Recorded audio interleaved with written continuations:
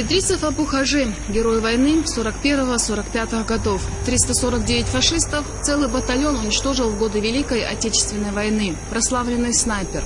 Он родился в 1918 году в селе Бердекель. Учился лишь в начальной школе, так как ему пришлось рано начать трудиться в колхозе. В октябре 1939-го Абу-Хажи был призван в Красную армию. Служил в одном из батальонов 550-го полка 125-й стрелковой дивизии, руководство которой, предчувствуя неизбежность войны, отдало приказ об активном строительстве оборонительных сооружений вдоль западной границы. В тот предвоенный период Абу-Хажи Идрисов выучился на пулеметчика.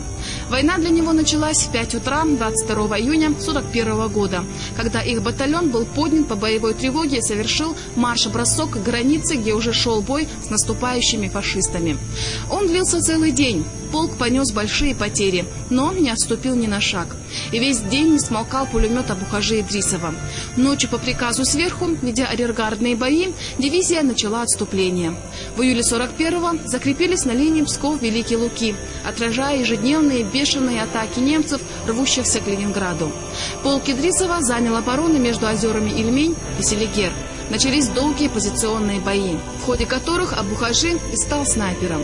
Произошло это так. С разрешения командира он устроил для пулемета в доте особое гнездо, оставив в сторону врага узенькую прорезь, но с широким обзором.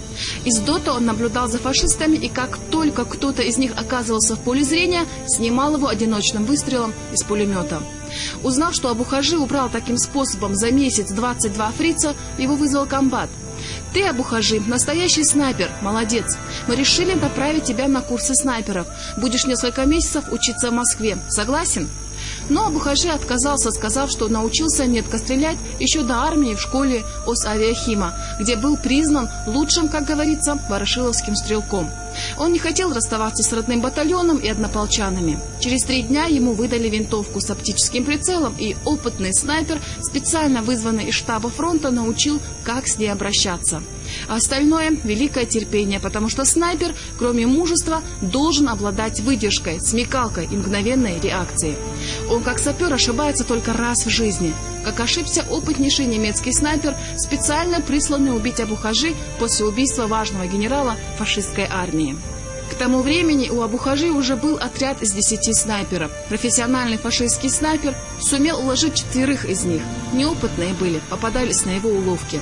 Он часто менял позиции и стрелял наверняка. 4 дня Абу-Хажи охотился за ним, незаметно выходя на позицию и урываясь в разных окопчиках. Искал его днем и ночью. Выжидал, хитрил, готовил куклы.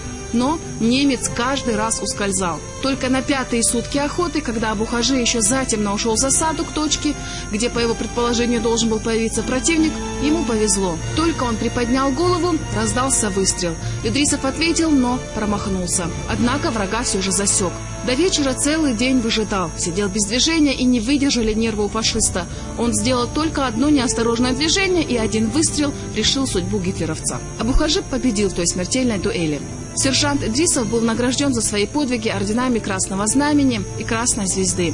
Его имя гремело по всему Северо-Западному фронту. Его стали приглашать на помощь на другие участки фронта. В октябре 1942-го он был переведен на один из труднейших участков фронта, где ожидалось наступление врага. Об этом вспоминал в статье, опубликованной в августе 1983 года на страницах газеты «Прочелымская правда», Томская область, однополчанин Абу-Хажи, свидетель его подвига Деряев. Бой был тяжелый. От разрыва бомб и снарядов мы не могли поднять головы. Немецкие танки и пехота показались из-за кустов, но Абу-Хажи не дрогнул, а спокойно выслеживал офицеров. Когда враги приблизились, снайпера Идрисова дружно открыли огонь. Фашисты залегли. Захлебнулась первая атака, за которой последовали 2-я, 3-я, 4-я. Они тоже были безуспешными, потому что на пути врага встал чеченский парень, герой-снайпер Абу-Хажи Идрисов. В тех боях, длившихся 10 дней, он один уничтожил более 100 немцев. В политдонесении 370-й дивизии, в которой тогда он служил, от 8 апреля 1943 года было подтверждено, что за Идрисовым числится 309 уничтоженных фашистов.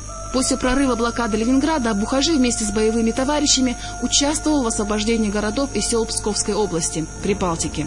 В 1944 году в городе Мазовецк была открыта фронтовая военная выставка. В одном из ее залов Идрисову был отведен целый стенд. На нем была выставлена его снайперская винтовка, фотографии. Под ними надпись: «Славный сын чеченского народа, герой Советского Союза Абухажи Идрисов уничтожил более 300 немецких фашистов». Газета «Вечерняя Москва» писала 23 апреля 1943 года: 309 фашистов сразил сын свободолюбивой Чечни Абухажи Идрисов. Бьет он их в обороне и в наступлении, днем и ночью не дает передышки врагу. Равняйтесь на отважного снайпера. К апрелю 1944 года на счету Абухажи было уже 349 уничтоженных фашистов. Но не довелось ему округлить это число.